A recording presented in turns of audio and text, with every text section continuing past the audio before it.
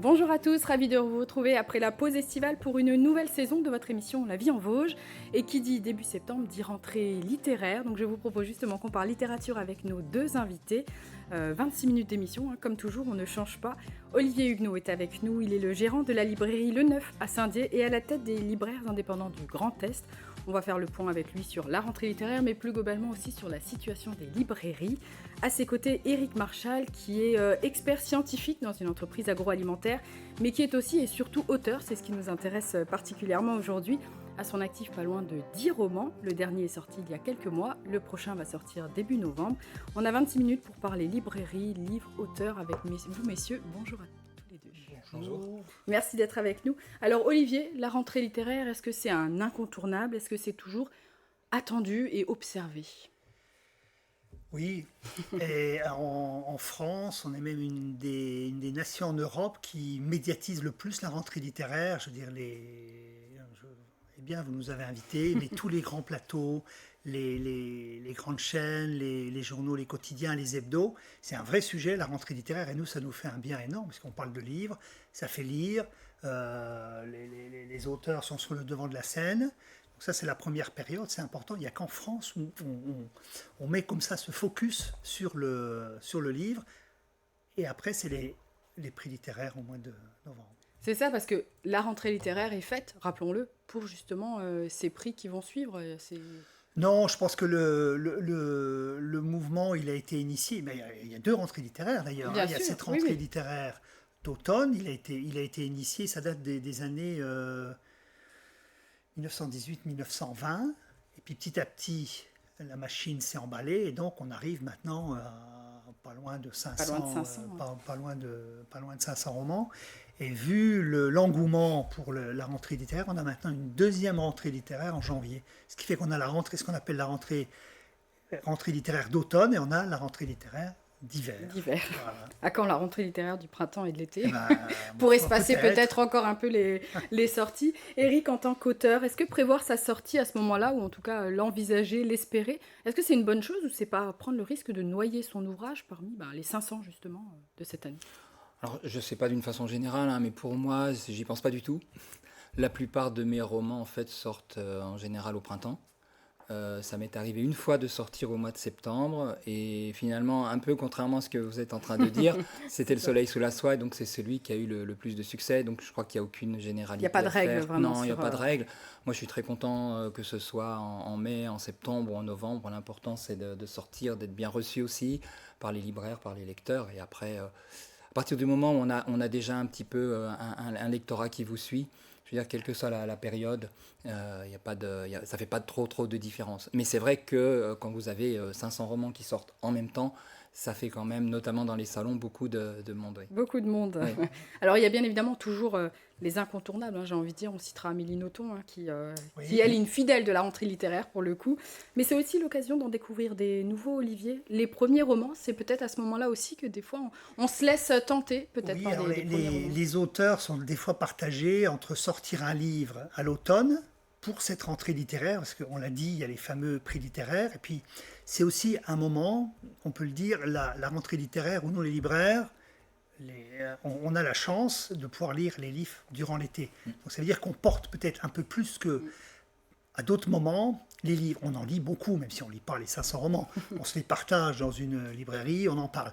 Et c'est vrai qu'on fait très attention aux premiers romans.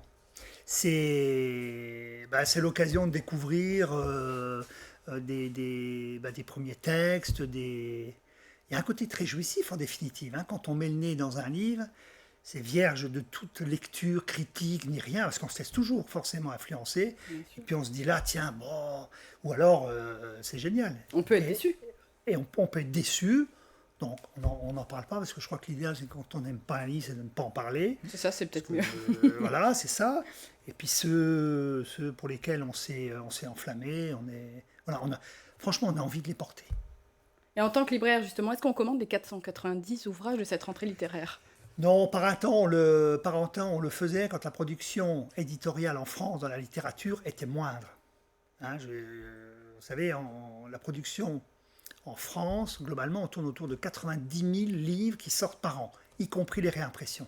Donc, c'est-à-dire c'est énorme. Donc, Du coup, la part du gâteau, elle est moindre C'est pour forcément chacun. moins, Donc on bien fait sûr. plus attention. Et quand on sait que le roman fait partie, d'une manière générale, la littérature, dans le fromage de l'édition, c'est quand même la première part. C'est-à-dire qu'un livre sur 4 vendus est un roman. Et sur ces romans vendus, 4 sur 5, ce sont des femmes qui lisent des romans. Donc, non, mais Oui, nous c'est sans les femmes, intéressant. les libraires, je ne sais pas si on existe. C'est vrai, mais Non, c'est c'est important de vrai. le dire. Vous avez raison. Voilà, donc non, mais bon, c'est une traite de plaisanterie, Bien sûr. on propose à tous. Mais le lectorat est très, Principalement féminin. très féminin. Alors, votre sélection à vous pour cette rentrée littéraire, vos Alors, coups de cœur, j'ai envie de dire. Puisqu'on parle des premiers romans, On va rester dans les on premiers va romans. rester dans les premiers romans. Donc, cet été, j'ai lu Les Enfants endormis d'Anthony Passeron, qui est un... Alors, l'auteur, c'est un jeune professeur de lycée professionnel de la région niçoise. C'est son histoire à lui. Il va, 40 ans après, nous parler de la mort de Désiré, son oncle, qui est mort dans quasiment un anonymat le plus total. Il est mort du sida. Donc c'est une occasion pour l'auteur de nous parler des années sida qu'on a un peu vite oubliées. Je vous dis qu'à la lecture de ce roman, on se dit... Alors en plus, vous avez cette dimension sociologique. L'auteur vivait dans un petit village, donc vous savez comme sont les petits villages. Il ne faut surtout pas en parler. Le sida, c'était les homosexuels, c'était les toxicos. Donc là, son oncle est toxico. Donc on vit avec Désiré. Alors, je ne veux pas tout dévoiler, mais dans les parents, je vous donne le début. Dans les parents sont bouchers, petits notables, etc. Donc ça fait un foin terrible dans le village. Et voilà, donc on suit cette histoire. Et là où c'est génial, c'est que entre deux chapitres, on vit l'histoire de cet oncle. On a la recherche médicale qui se met en route. Et en particulier, les chercheurs français, je ne sais pas tous les noms, mais ils sont tous cités volontairement, qui pendant, je crois que c'est une dizaine d'années, vont se battre aux côtés des Américains. Je peux vous dire que les Américains, il y a eu beaucoup de crocs-en-jambes, de choses comme ça.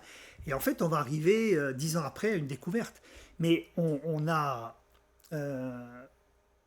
vécu en définitive, j'allais presque dire que le Covid, parce que tout le monde était, on parlait du Covid comme quelque chose de terrible, mais on se préoccupait des gens, y compris le personnel médical. Là, dans ce livre-là, On se rend compte qu'on ne se préoccupait pas. Ce pauvre Désiré, il est au fond de sa chambre d'hôpital. Même une partie du personnel médical ne vient pas le voir parce qu'il a peur de le choper. Voilà. Vous n'en dites pas plus. Vous nous avez déjà dit beaucoup. Voilà, j'en ai dit beaucoup. Allez, un petit deuxième, juste parce qu'il y en a un qui fait la polémique peut-être. Alors celui-là.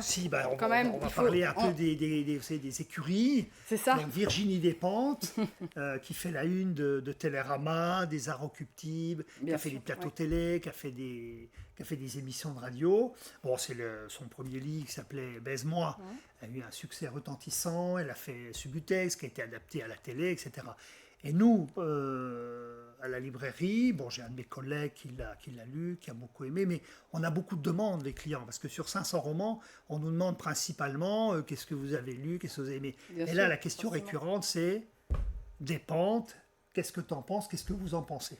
Alors, j'ai attaqué, en plus, c'est très simple, parce que Cher Connard, c'est facile. Voilà, c'est une correspondance entre une actrice et un auteur qui a publié un roman avec un certain succès, qui est accusé par une attachée de presse, son ancienne attachée de presse, de harcèlement. Voilà, donc. Mais à travers cette correspondance, Virginie Despentes, avec son langage très cru, mais très littéraire, parce que je trouve que c'est vraiment bien écrit, elle met sur la table tout ce qu'on vit actuellement. Et c'est, moi je le conseille. Virginie Despentes. Éric, vous, en tant qu'auteur, est-ce qu'on jette un œil à cette rentrée littéraire? Est-ce qu'on regarde ce qui se fait? Est-ce qu'on fait son choix là-dedans ou pas spécialement? Je dirais on jette un œil, mais parfois un peu oblique. C'est-à-dire que comme du coup on fait beaucoup de salons, et donc on rencontre des auteurs qui sont nos voisins et qu'on ne connaissait pas forcément, et on découvre justement leur œuvre, on découvre leur univers. Et c'est là où c'est intéressant. Et en général, je repars des salons avec beaucoup de livres. Pas forcément les livres des personnes les plus connues, mais les livres de personnes avec qui j'aurais discuté. Un peu comme tous les participants, les lecteurs qui viennent à un salon, hein. On discute, moi aussi je discute avec les auteurs. Je les découvre et j'ai envie de lire leurs livres. Et donc c'est comme ça qu'on a parfois de belles découvertes. De belles surprises, de belles découvertes, hein, tout à fait. Aujourd'hui, quelle est la situation des librairies dans les Vosges, plus globalement en Lorraine? Est-ce que les librairies se portent bien, Olivier? Alors, elles se portent relativement bien, même si on est un peu en dessous des 2 années exceptionnelles, hein. Il faut dire que nous, on a bénéficié des années Covid, puisqu'on a été, on peut le rappeler brièvement, nous, pendant la première et deuxième vague, on a été fermés.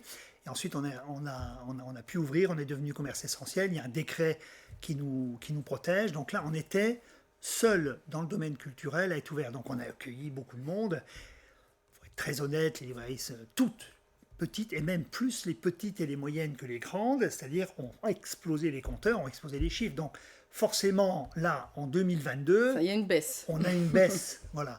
Après... on revient au niveau d'avant Covid ou quand même Nous, particulièrement, moi je compare par rapport à 2019, voilà. Globalement, on est un peu au-dessus. Ça veut dire on fait le taf, on a une fréquentation un tout petit peu moindre, mais alors le premier test, ça va être la rentrée littéraire et Noël, qui sont l'automne jusqu'en décembre. En 3-4 mois, on fait la moitié du chiffre. Donc là, c'est un peu une période test. La période charnière. Et puis, il y a des ouvertures dans les Vosges. Alors, si on parle spécifiquement des Vosges, il y a des librairies qui ouvrent, donc c'est plutôt bon signe. Oui, mais c'est vraiment bon signe. Ce sont des jeunes, il y a une nouvelle génération de libraires qui arrive, et ce sont dans des petits territoires. Hein, on a le cas de Raon-l'Étape, d'Étival, bien sûr. De Château-Salins. Non, quand j'ai dit Étival, c'est Raon-l'Étape, pardon. Raon-l'Étape, oui. Raon-l'Étape. On a, je peux le dire, puisqu'elle nous en a parlé, une libraire qui va ouvrir sur Vittel. Non, c'est un vrai bon signe. Et parmi les nouveaux libraires, on a aussi... des couples en particulier qui ont travaillé dans le monde de la finance, qui ont travaillé dans le monde du marketing. Des reconversions, des reconversions énormes. Alors, il y a gens qui donnent du sens à leur métier. Il y a les librairies qui ouvrent et puis les librairies qui perdurent. 50 ans pour le neuf. Hein, oui, il y a quelques temps. Donc, ça montre qu'il y a une envie quand même que les librairies perdurent. On a toujours peur des grands groupes ou des grandes chaînes qui feraient du mal peut-être aux librairies indépendantes. Mais on n'a peut-être pas le même service, le même conseil, et c'est ce que j'imagine qu'on... oui, c'est ça, en fait. Là, vous avez résumé en deux mots, hein, c'est-à-dire que c'est les grandes chaînes, donc... alors, je ne veux pas dire qu'il n'y a pas de conseils, vous avez des chaînes où il y a sûrement des bons libraires qui conseillent, mais en même temps, vous savez, ce n'est pas eux qui font le choix de dire, par exemple, à la rentrée littéraire, je vais choisir ci, ça, ça. Je veux dire, on leur impose d'en haut ce qu'on va choisir. Donc, non, c'est le conseil, c'est l'accueil des auteurs, c'est les animations, c'est les salons, les manifestations littéraires. C'est tout ça qui fait c'est un tout. La richesse, c'est un tout. Ouais. Alors Éric, votre prochain roman, lui, sortira en novembre. Oui. Le Soleil suivant. On rappelle que le tome 1, c'est ça, de cette série, cette série est sorti en mai dernier. Un rythme soutenu, 1 an après, même pas. C'est ça, mais j'ai voulu changer un peu de façon de travailler. Au lieu de faire un livre, mes livres sont en général assez volumineux. Ils font 500, 600, 800 pages, mais j'en sortais un tous les 2-3 ans. Et là, je me suis dit, je vais essayer de travailler plus un peu à la façon des feuilletonistes, et donc faire des livres un peu plus courts, mais les sortir avec une régularité plus grande, donc tous les ans. Et donc le deuxième, là, effectivement, sort en novembre, et l'année prochaine, on aura le dernier, c'est un triptyque, hein, en fait, Le Soleil sous la soie, et le dernier sortira l'année prochaine. D'accord, donc un mélange de médecine, de science, de complot. Expliquez-nous sans tout nous dévoiler, bien sûr. J'ai voulu faire une sorte de thriller historique, un peu plus que les précédents, parce qu'en fait, c'est vrai qu'il y a toujours une intrigue dans mes romans, mais là, j'ai voulu que ce soit l'intrigue qui soit vraiment le fil rouge et qui mène le débat de ce roman. Et donc, c'est à la recherche d'un traité médical ancien qui a été dispersé dans 3 villes d'Europe. Et d'où les 3 tomes du livre, puisqu'à chaque fois on est dans une ville différente avec une intrigue et une énigme différente. Un écho aussi à votre roman Le Soleil sous la soie, hein, celui qui avait fonctionner. Vous nous en parliez tout à l'heure, 250 000 exemplaires. C'est un écho ou un clin d'œil. Le personnage principal du Soleil suivant, Aslan Corneli, est un des personnages du Soleil sous la soie. Mais on se retrouve 10 ans après. Donc tout comme moi, je l'ai écrit 10 ans après avoir écrit le Soleil sous la soie. Là, on est en 1713, on parcourt toute l'année, on parcourt finalement toute l'Europe.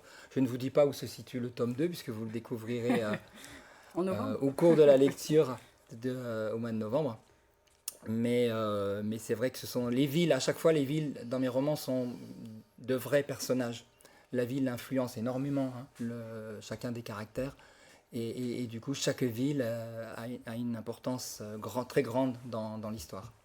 Et alors, pour revenir sur cet ouvrage, Le Soleil sous la soie, qui avait fait 250 000 exemplaires, ce qui est énorme, clairement pour un roman en France avec le nombre de sorties. Est-ce que vous attendiez à ce nombre de ventes qui est quand même Ah ben non, je pense que remarquable. personne ne s'y attend jamais, aucun auteur ne s'attend. On espère. Les auteurs espèrent, mais après, c'est des conjonctions d'éléments que l'on ne maîtrise pas tous. Nous, on maîtrise juste l'écriture, et après, voilà, c'est un roman à un moment donné. Peut-être que Le Soleil sous la soie, 10 ans avant ou maintenant, n'aurait pas fait n'aurait pas eu le même succès. N'aurait pas eu le bien même sûr. impact. Donc c'est quelque chose. Et il faut le prendre justement avec humilité, quoi. C'est-à-dire que nous, voilà, on écrit, on propose, et après, derrière, le livre ne nous appartient plus. Donc, Olivier, 250 000 exemplaires pour un livre, on en parlait avant en préparant l'émission, c'est le haut du panier. Ah oui, on est dans les 50 bonnes ventes par an. C'est-à-dire, vous savez, à l'heure actuelle, vous avez des romans qui se vendent, heureusement pas tous, à 800, 700 exemplaires. Donc les auteurs maintenant se contentent quand 10 000 exemplaires, 10, 15 000 exemplaires à une rentrée. Pour certains, c'est déjà bien, à 30 000.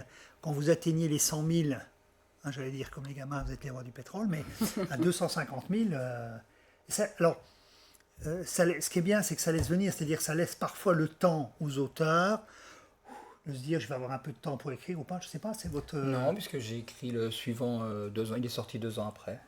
Donc j'ai continué à peu près sur le même rythme qu'avant.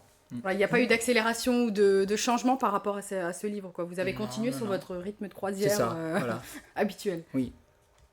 Non, puis ce qu'il faut dire par rapport au livre d'Éric Marchal, c'est que en fait, il s'est énormément vendu par le bouche à oreille et il continue à se vendre 10 ans après. 10 ans après. C'est-à-dire que c'est devenu ce qu'on appelle un livre de fond. C'est-à-dire il est en poche, on ne le vend plus en grand format, très peu, C'est ça. mais il est dans les rayons de poche, il fait partie des bonnes ventes. Voilà, qui continue à se vendre. Je pense que les auteurs, que ces livres continue toujours dans le c'est ça, circuit. continue et toujours. Et ça, on le sait, on le voit et on le ressent quand on fait des salons, justement, parce que les gens viennent nous voir et nous parlent encore des livres les plus anciens, dont celui-ci. Et il n'y a pas un seul salon où une personne ne s'arrête pas en disant « mais oui, mais je m'en souviens, je l'ai lu, j'ai adoré, etc. » Et donc ça fait partie des grands plaisirs quand on fait des week-ends de salons. Et justement, ces salons, ces festivals, ces événements, c'est quelque chose de primordial, j'ai envie de dire, pour les auteurs, pour les libraires aussi, pour vendre des livres. Dans les Vosges, on a quand même quelques événements, quand même. On est plutôt bien lotis en termes de littérature et de salons. Sur tous les domaines, on pourrait parler des imaginales plutôt à Épinal, on pourrait parler de la littérature jeunesse avec Zinc Grenadine. Il y a le FIG bientôt, avec le salon du livre du FIG, début octobre. Il y a ce qu'il faut et c'est important d'avoir cette émulation. Alors, moi je pense que les manifestations littéraires, elles permettent à les gens de fréquenter les auteurs, de voir des livres, d'acheter des livres hors boutique. Parce que vous savez, vous avez encore des gens qui considèrent qu'une boutique, une librairie, il y a un côté aussi un peu musée, c'est-à-dire on a du mal à entrer, on va me poser des questions, je ne sais pas répondre, etc. Il y a un côté temple que nous on veut casser. Mais les manifestations littéraires, les salons, il y a un côté, j'aime pas beaucoup le terme foire quand on parle de foire du livre, mais c'est un plus peu accessible, quand même. Un côté plus ouvert. Oui, plus c'est ça, c'est peut-être, ouvert, on papote, on boit un coup, on rencontre, on échange. Côté convivial. C'est génial. Et c'est vrai que dans les Vosges, on a quand même. On est quand même bien lotis. Bien lotis, Quel constat vous faites dans les librairies sur les jeunes, sur la jeunesse, sur la lecture des jeunes je suis une nature optimiste, mais là je vais être vraiment très optimiste. Moi, depuis le Pass Culture, depuis Jeunesse, depuis la carte Zap et depuis Pass Culture, c'est important que, soit au niveau régional, national ou même départemental, on mette en avant le livre en favorisant, En en aidant, donnant en du soutenant crédit, l'achat, en ouais, c'est aidant. ça. Alors, le plus gros phénomène, c'est le phénomène du pass culture, donc il a complètement dynamité les rayons manga, mais pas uniquement. C'est-à-dire que cette somme qui est donnée aux jeunes, nous on voit des cohortes, là, les dernières semaines à GRP, je me dis, mais tiens, ils reviennent tous, ils ont utilisé leur pass, mais ils reviennent chercher des mangas, certains s'arrêtent dans le rayon jeunesse en prenant des romans, de la romance, etc. Donc c'est une vraie bonne idée qui perdure et qui fait lire. Que Et des qui bonnes fait choses, alors. fréquenter et qui fait fréquenter les librairies Et aussi, qui c'est fait important. fréquenter les On librairies, n'est pas tout à uniquement sur un smartphone, en smartphone. commandant, sur, je ne citerai pas de nom. Éric, vous aviez quel âge quand vous avez commencé à écrire? Écoutez, j'ai commencé. Mon premier roman édité par un éditeur national, c'était c'était en 2009. En 2009, mais j'avais avant écrit 2 romans que j'avais édités moi-même en fait, juste par plaisir.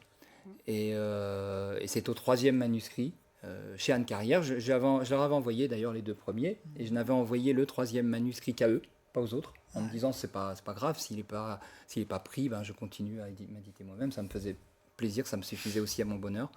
Et en fait, c'est là que ça a commencé avec Anne Carrière. D'accord. Et toujours autour de la science, de la médecine, c'est toujours quelque chose qui vous a... Souvent, pas toujours, Souvent, mais pas souvent. toujours, mais souvent. Souvent. Il y a parfois des thématiques que j'aime changer. Donc La part de l'aube, c'est dans le milieu des avocats avant la Révolution, parce que je ne connaissais pas du tout, donc j'avais envie de creuser un peu cette thématique. Là où rêvent les étoiles, c'est le milieu des ingénieurs, notamment avec Eiffel. Donc je retrace un peu toute la carrière d'Eiffel, de jeune ingénieur jusqu'à la tour. Mais romancé par la présence d'un autre ingénieur qui, lui, est fictif. Et j'aime toujours la partie roman. Je ne ferai jamais de biographie ou de choses comme ça, parce que moi, j'ai besoin de la liberté du roman. Et d'ailleurs, ce sont les personnages qui me guident. Donc, avec un personnage historique, vous ne pouvez pas aller On peut pas aller là où à votre imagination vous emmènera. Vous êtes obligé de vous en tenir à la réalité historique. Alors avant de se quitter, je vous propose, parce qu'on arrive bientôt au terme de notre émission, je vous propose un petit quiz, c'est tradition dans cette émission. Alors on va passer à 2 questions. Alors la question 1, tout d'abord. Alors on cherche un auteur vosgien, décédé en 2007, qui était bibliothécaire, conservateur, historien. Il était aussi directeur de la bibliothèque de Saint-Dié en 1960. Vous l'avez ? Bah oui, c'est quasiment. Alors j'ai une énorme affection, c'est Albert Ronsin. Tout à fait, Ouais. Albert Ronsin. Qui a guidé, qui m'a guidé sur beaucoup de projets, en particulier le Festival international de géographie, à ses débuts.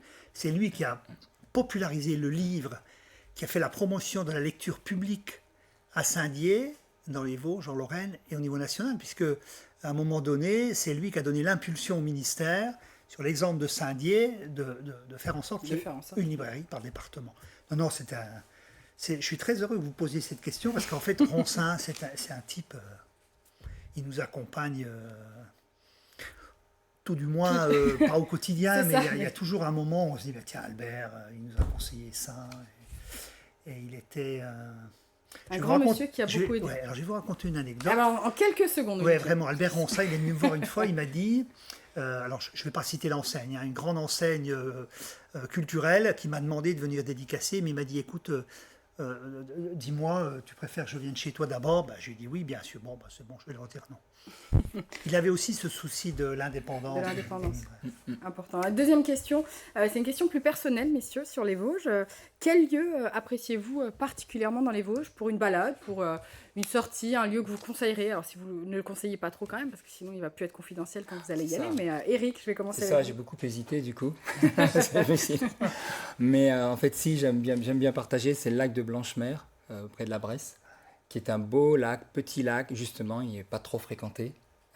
Et il ne faut pas y aller qu'en été, on peut y aller aussi en hiver ou au printemps. La route normalement en hiver est fermée, ce qui est encore mieux puisqu'on fait la route à pied jusqu'au lac qui est recouvert de glace ou de neige et c'est vraiment très beau. Et l'été il est dans des teintes de vert qui sont vraiment exceptionnelles. Et en plus, à partir de ce lac, on peut monter jusqu'au Nègre, jusqu'aux Crêtes et donc faire de très belles balades.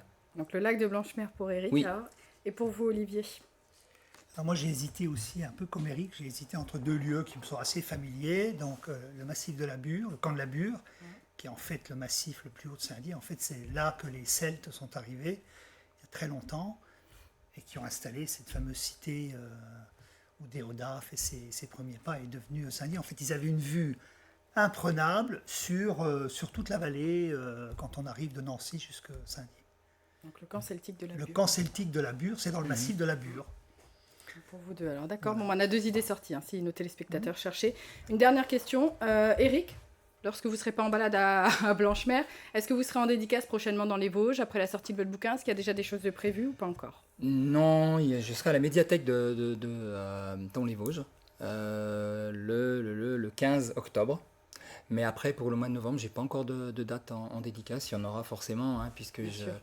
fais toujours... moi, je suis un peu pareil. Je commence toujours Nous, par on va les vous libraires inviter, indépendants. voilà. en Il y aura une décembre. invitation On va vous à la inviter, librairie comme, le 9. Souvent, c'est pour le festival, mais on va accueillir Pelot, on va accueillir quelques auteurs comme ça. Donc, Mais voilà, on prend la date. prochaine date. Et bien sûr, le Salon du Livre au Festival international de géographie, le prochain événement à Saint-Dié. Merci messieurs d'être Merci. venus sur notre Merci. plateau. Merci à toute l'équipe pour la réalisation de cette émission.